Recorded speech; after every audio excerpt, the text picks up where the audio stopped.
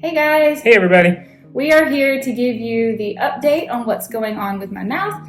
I know this video is coming out on June the 1st. We're filming this towards the end of May, but I was so busy with Memorial May videos, I never really had a chance to sit down and talk about what happened when we went to follow up at New York University about what's going on with my mouth. This is a recurrent series that we're doing here on our YouTube channel in case there's anybody else out there going through the same thing as me. It is called... It's a glandular odontogenic cyst. Right. I'm one of those people who 100% believes you need to be able to spell and pronounce your own medical diagnoses, but this one has been tough for me, an odontogenic glandular cyst. It's basically a cyst that's growing in the left side of my jaw, in front of the teeth, and it is dissolving my jawbone as it goes. It cannot be left untreated, but it is extremely rare. I don't know the actual statistics. I have heard the statistics several times, and they're always very off. It's like a few hundreds worldwide. ChatGPT says there's been 200 since 1980, and I've also heard about 1 in 200,000 immunocompromised children get this. Cysts in the jaw are common when you have oral cancers and things, which I don't have. There really is no reason for me to be going through this, and it's been just kind of an overall horrific, shocking experience. So we have been vlogging every step of the way since I got diagnosed back in January of 2024, and my hope is that if there's anybody else out there going through this, that they will find me, we can be friends, and maybe if they're looking at some very radical type surgeries, that they might at least see through my experience that there are other resources. Yes. Yeah. We went through a series of 3 or 4 oral surgeons in multiple states. Yeah. Michael spent months doing research, and we finally found a physician. We're not going to name him by name, but we are going to talk about the clinic. We're going to New York University in New York City, New York, who had written a paper a few years ago on a method of treating this cyst that was far less drastic than what the textbook treatment plan for this is. So we went to meet him back in October and had a 3D image taken, but since I had had surgery about 8 months prior to that, there wasn't really anything that could be done at the time. But at the time in October, the cyst was extremely small, or at least the shadowing of the cyst. So we followed up 6 months later in April of this year, towards the end of April, I think it was, to have another image taken to compare to what was taken in October. And when we looked at the two images side by side, the image taken in April was a little larger. It kind of looked more like an L shape than the one in October, which was just kind of a bubble. That could be the cyst, the shadowing that we're seeing where the cyst is kind of working on the jawbone. But it's potential that it could have just been that the angles of the two images were slightly different. And he was looking at it from a different point of view. So it could mean that the cyst grew a little bit. It could mean that it's exactly the same. There's about a 75% chance of recurrence. So that's not set, for certain. Right. I think also what's important to know is he's a little bit different with Julie because he mainly deals with patients who have terminal oral cancer. So for him, with Jules knowing how rare the situation is, he told us he actually goes to conferences and asks his colleagues, and it doesn't seem that anyone is doing any recent or groundbreaking research on this. So he's decided he's going to do that, and he's going to do that with Julie. So the progression of treatment, it seems like every time that we follow up with him, goes down in severity, right. And he's got a new way of saying, hey, I'm thinking about it this way now, would you be open to? So yeah, go ahead, tell him. Yeah. Well, when he compared the two images October last year to April, and we see that it's possible that it's a little bit bigger, or it may be the same, it's just a little hard to tell.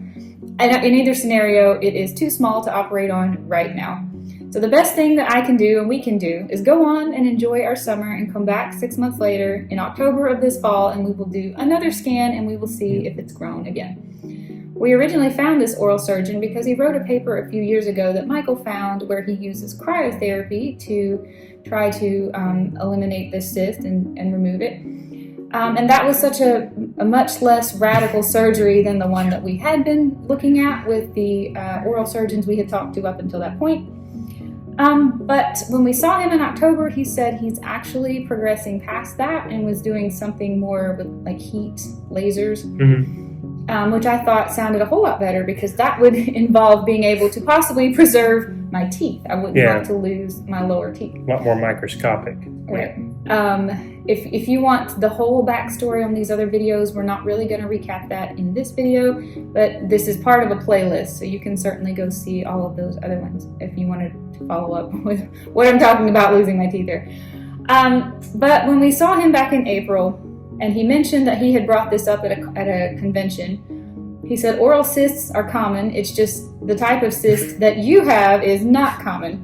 So there's lots of research on how to treat other oral cysts, but not so much how to treat your kind.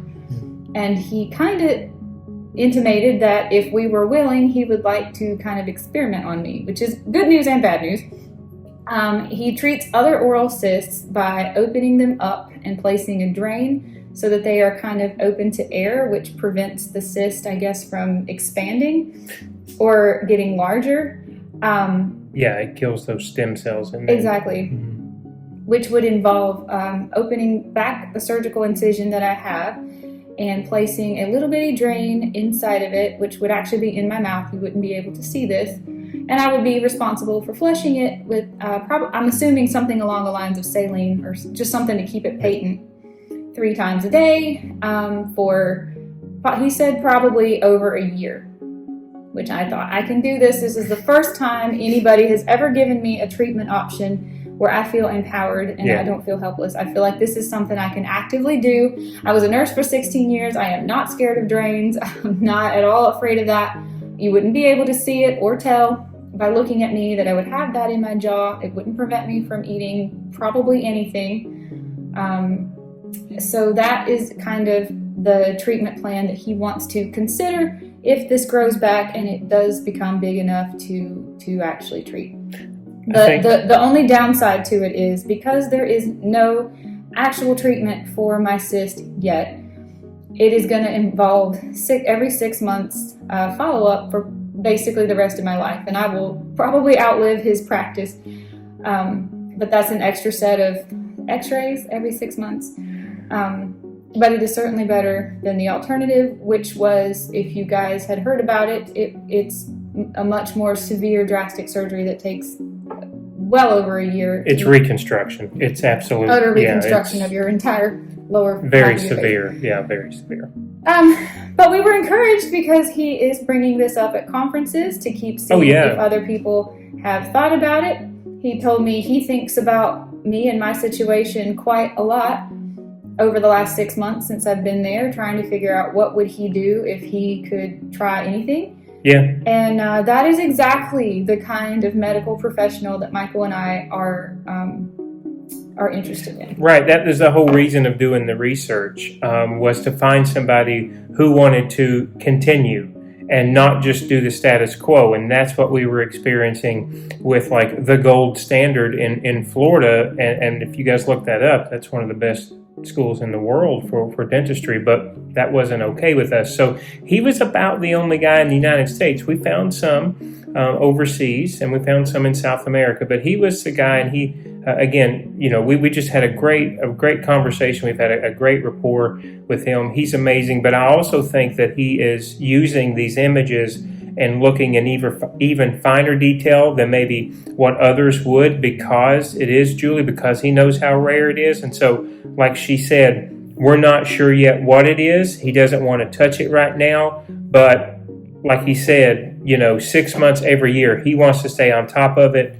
And so he's expecting, as long as Jules is okay with it, to continue, like Jules said, at least twice a year or once a year, depending on what they decide to do moving forward. And that's a little bit different than the research that we had seen as well. But that's okay with us. I think we can accept that over the alternative, which, involved multiple departments of the hospitals and preparing Julie for a year, well over a year to be prepared. And so, yes, it seems like every time we come back, we talk about alternatives. And he's used this therapy for other dental issues, but never for hers. And he's thinking, hey, the mechanism may be the same, just because it's a little bit of a different set of cells, maybe it'll work.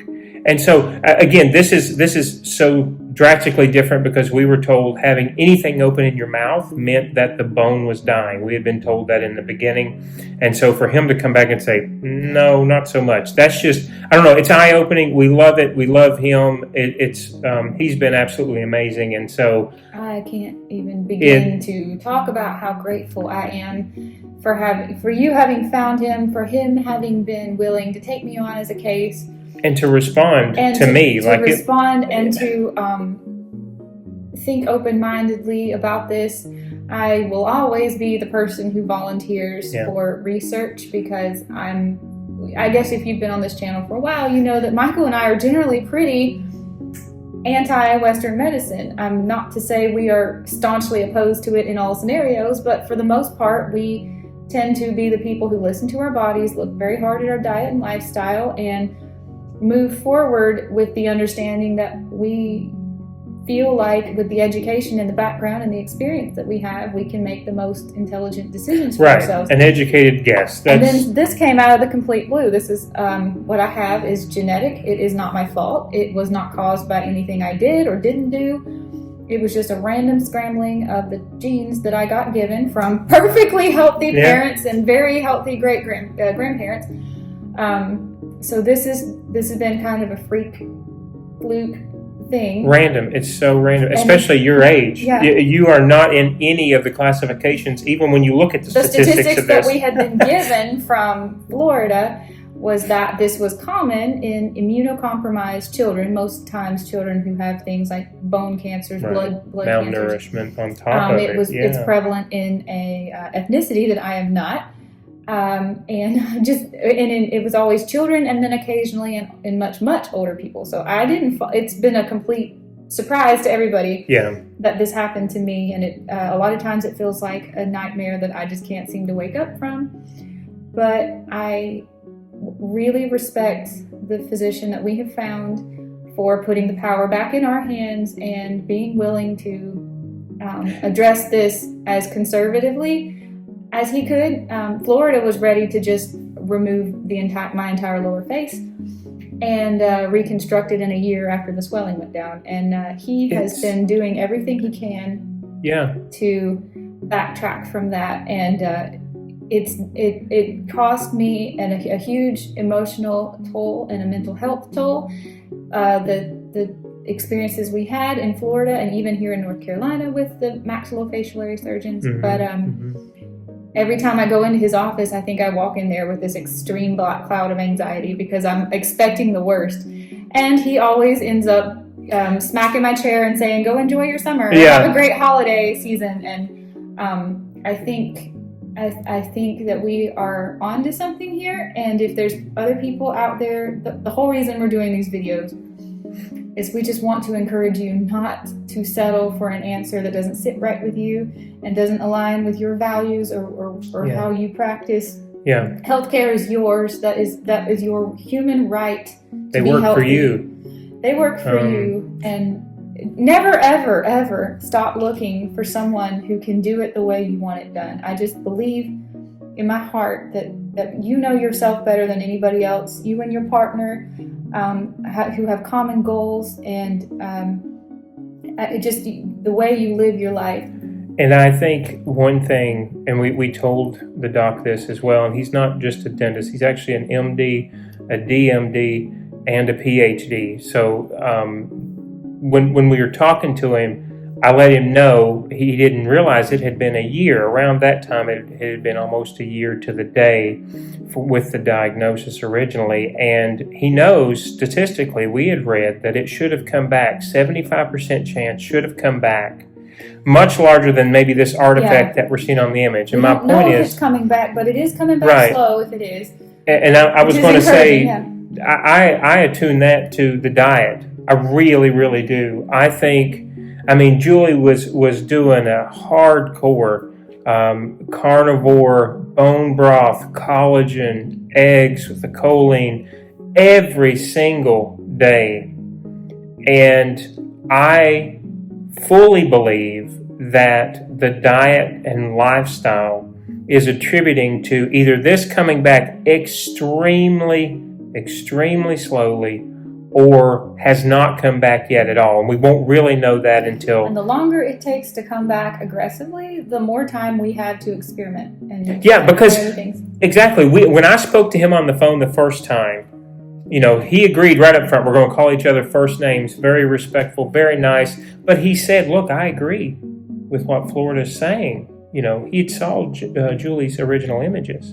So we went from that all the way down to, I'm going to go back in and make a tiny incision right where your scar is now on the inside of your jaw, and I'm going to put the smallest little straw-like drain tube, and are you okay to flush it 3 times? And who knows what it'll be in 6 months. So that that tells me that this guy thinks like we do, and you're always in front of it, right? You don't forget it. You don't leave it behind. You're always thinking about it. And then when he told us he went to this conference and asked his colleagues, it's like, yeah, we're staying with this guy. We're staying with this guy. And he told us we didn't have to. Remember the last time he's like, you guys can go see any other orals? We're like, we're flying up here. We have an appointment for October. He went ahead and booked a 2-hour session because he is booking time to do the surgery if it is necessary. It will be all in one day. When I go for the consultation and I get the 3D image, he will look at it and we will go straight to the OR if I need to be operated on. I am not scared like I have been in the past. He even is willing to consider letting me do it while conscious. I was conscious for the 45-minute surgery I Which had shocked in January. him. It did shock him. Shocked him. When I had the first surgery done, I really don't think the oral surgeon knew quite what she was getting into because, like I said, this is so rare. She does not see these. It was supposed to be a 20-minute, let's just go in and scrape this out, and it turned into a 45-minute situation. But he's willing to at least consider letting me be awake for it, although I will acquiesce to whatever he thinks is the right move. And made his favorite scrub nurse make sure she has cleared. A favorite scrub nurse who I adore her, and I don't remember her name. I don't either. She I'm sorry, has a but yeah. lanyard on, and I have to stand there in this CT machine for a very long time while they go around and around and around my head getting the images. So it actually takes a long time for her to get the position perfect, and she has this lanyard that's just covered in buttons, and they're all jokes and they're funny. So like I'm laughing the whole time, which isn't helping. That's not helping the position. But yeah, he's gone ahead and blocked, since it looks like it could have come back and grown a little bit. We have blocked off time in October to do the surgery and open it up, place the drain. But he said it is always possible that if it hasn't grown enough to be big enough to do surgery, we will just do the same thing 6 months from then and continue to buy time until we know at what point perhaps there is no way to end this minus removing minus the severe basically reconstructive removing surgery. My lower jaw, at least well over half of it. At least 5 teeth. 5 teeth. At least. So think about that. Get in your mirror and count over and realize. From the one on the right-hand side, 5 teeth back and the jawbone. So, I mean, it's anything will do. I will take any alternative. From that to a small hole with the drain tube, it's like, I am very hopeful that if we do have to do this drain, that is acceptable with me. It's the first time I've ever been presented anything that actually didn't scare me. And then, of course, I do have my fingers crossed, and I would really appreciate kind words and thoughts and anything that you could send emotionally into the etherverse. And that was the last thing we asked him. I was like, tell us how we should be. Tell Julie what she. And he said, Julie, you have so many other things to worry about. He said, go out, live your life, enjoy your summer. Yeah, enjoy your summer, and we'll see what we see. And it's like, so we have every intention of enjoying our summer. Absolutely, we do. Hang over my head like a little black cloud. No, this has been the best news because there's been nothing definitive, and she's reached the 1-year mark, so that's amazing. And with him coming up with new ideas every time we see him, we have no doubt that it could be something completely different and even more minimal when we see him in the fall. So that's what we're going to do. We're going to go out and enjoy ourselves, and we're going to have a great summer, and we'll take it when it comes. We will take the vlog along with it. That's right. You will be hearing from us again about this situation sometime in October or November. So other than that, we won't be talking about this again. That's right. All right, guys, there's our update. We'll see you another day in a much more fun adventure. Yes, have a great day, everyone. Bye, everybody. Bye-bye.